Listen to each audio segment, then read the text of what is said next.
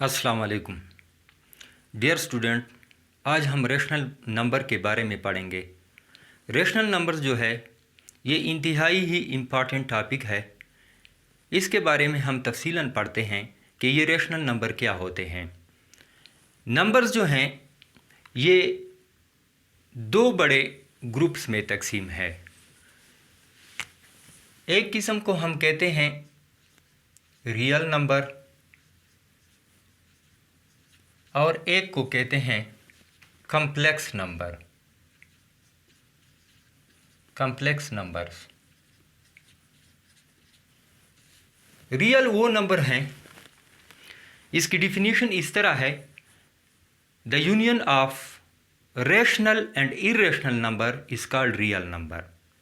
जितने भी rational numbers हैं और जितने भी इरेशनल नंबर्स हैं, इन सारों को जब हम कंबाइन तौर पर रियल नंबर्स कहते हैं। चाहे वो रेशनल हो चाहे वो इरेशनल हो, ये सारी रियल नंबर्स के कैटेगरी में शामिल हैं। कम्प्लेक्स नंबर ये टॉपिक मेरे ख़्याल में हायर क्लासेस में हम पढ़ेंगे, लेकिन यहाँ पे मैं इतना समझा दूँ कि कम्प्लेक्स नंबर वो नंबर्स हैं जिसमें एक हिस्सा जो होता है उसका रियल होता है और दूसरा हिस्सा जो है वो इमेजिनरी होता है, अयोटा पर मुश्तमल होता है। ये सिंबल जो मैंने लिखा ये अयोटा है। ऐसे नंबर्स जिसका एक हिस्सा रियल हो और दूसरा इमेजिनरी हो, तो उन नंबर्स को हम कम्प्लेक्स नंबर कहते हैं। तो कम्प्लेक्स नंबर हमारा टॉपिक नहीं है। रियल नंबर के बारे में और साथ साथ रेशनल नंबर्स और इरेशनल नंबर्स के बारे में हम पढ़ते हैं।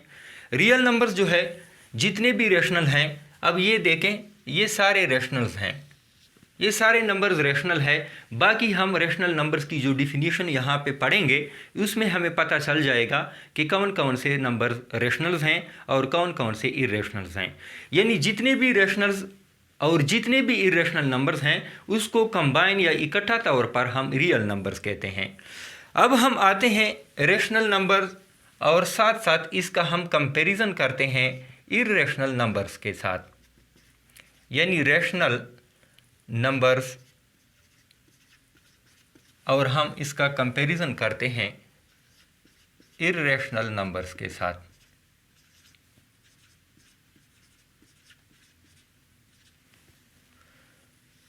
रेशनल नंबर्स जो है जिसके हम एक सादा डिफिनीशन पढ़ते हैं, all those number that can be represented in the form of p by q, all those numbers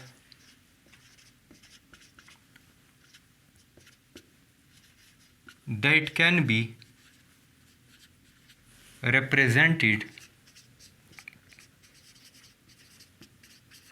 in the form of p by q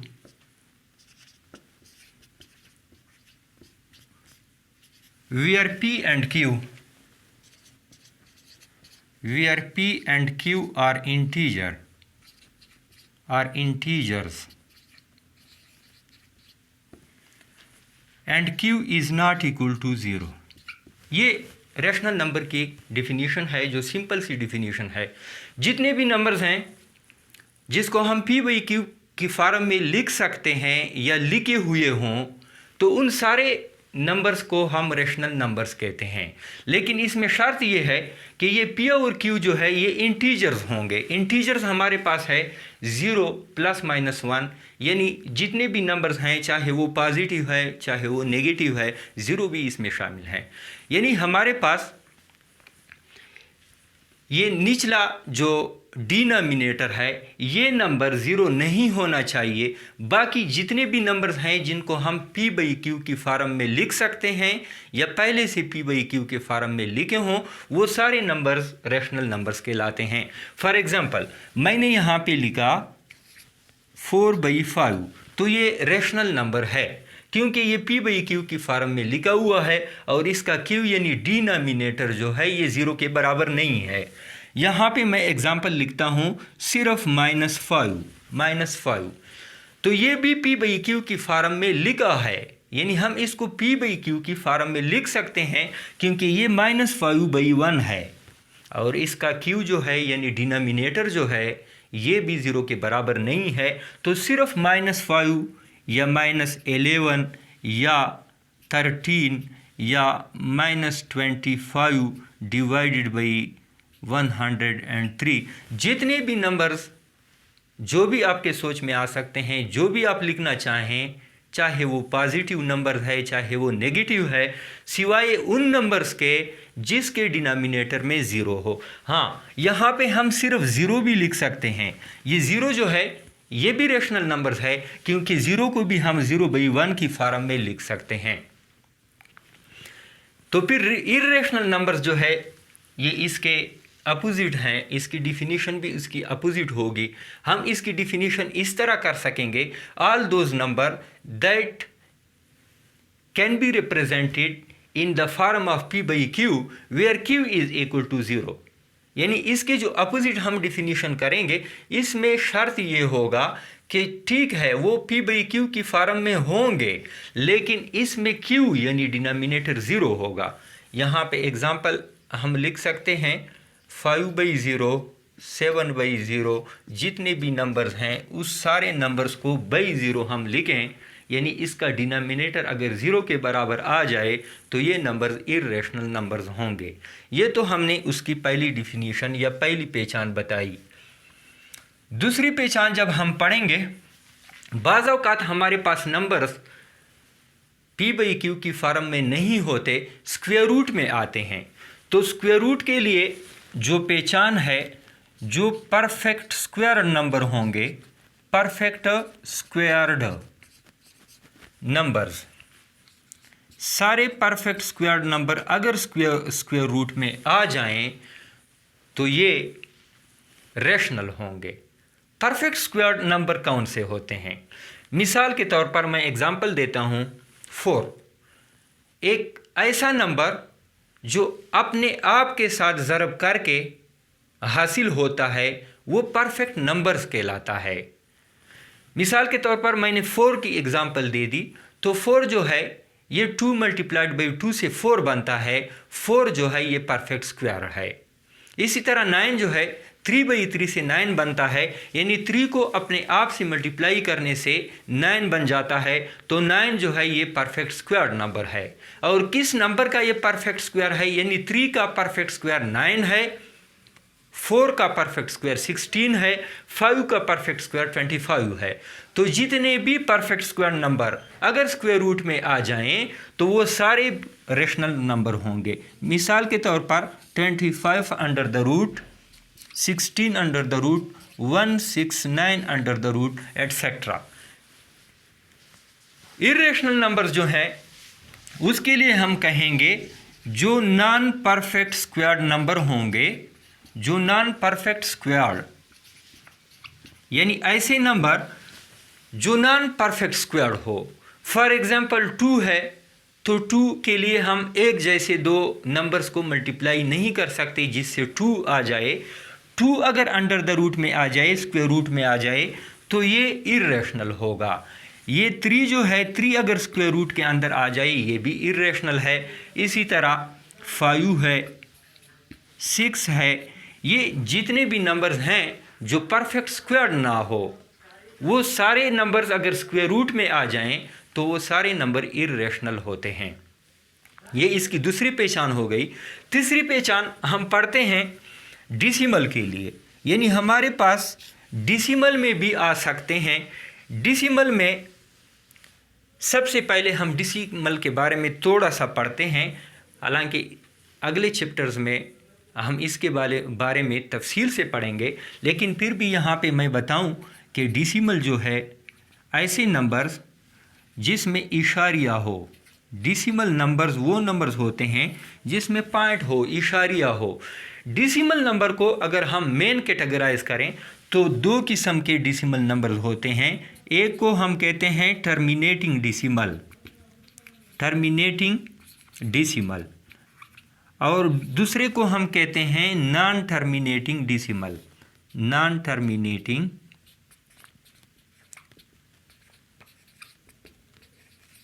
decimal. Terminating decimal वो डिसिमल होता है जिसमें न्यूमरेटर को जब हम डिनोमिनेटर से तकसीम करते हैं तो 1, 2 या 3 दर्जों के बाद ये मुकम्मल तौर पर तकसीम हो जाता है। फॉर एग्ज़ाम्पल यहाँ पे मैं लिखता हूँ 2/5। जब 2/5 को मैं डिसिमल में तकसीम करता हूँ, तब्दील करता हूँ, तो 2 को लगा के 5 से डिवाइड करो, तकसीम नहीं होता, इशारिया पॉइंट मैंने लगा लिया, यहाँ पे भी पॉइंट लगाओ, 5 × 4 से 20 आ जाता है। तो इससे आ गया जवाब 0.4, यानी 1 पॉइंट के बाद इसका जवाब आ गया। कुछ डिसिमल्स ऐसे होते हैं जो 2 या 3 या 4 या 5 प्लेसेस के बाद ये मुकम्मल तौर पर तकसीम हो जाते हैं। वो नंबर्स जिसमें इशारिया के बाद जो तकसीम होता है 2, 3 या 4 या जितने भी दर्जे हों, उसके बाद ये मुकम्मल तौर पर तकसीम हो जाए, तो उसको हम कहते हैं टर्मिनेटिंग डिसिमल। एक होता है non terminating decimal. Non terminating decimal जो है ऐसा डिसिमल है जिसमें अगर हम 1 लगाएं, 3 से डिवाइड करें तो ये तकसीम नहीं होगा। देखें, पॉइंट लगा लिया, 3, 3, 9, यहाँ पर फिर देखें 3, 3, 9, यानी हम यहाँ पे जवाब हमारे पास आ गया 0.33। ये 3 जो है ये बार बार दोहराया जाता है। नॉन टर्मिनेटिंग डिसिमल वो टर्मिनेटिंग डिसिमल होते हैं जो इशारिया के बाद 2, 3, 4 या कभी भी ख़त्म नहीं होते उसके डिजिट।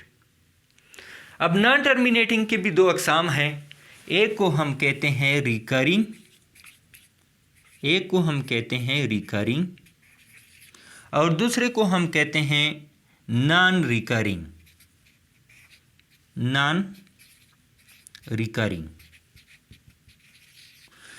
नॉन टर्मिनेटिंग 2 किस्म के हैं, रिकरिंग डिसिमल और नॉन रिकरिंग डिसिमल।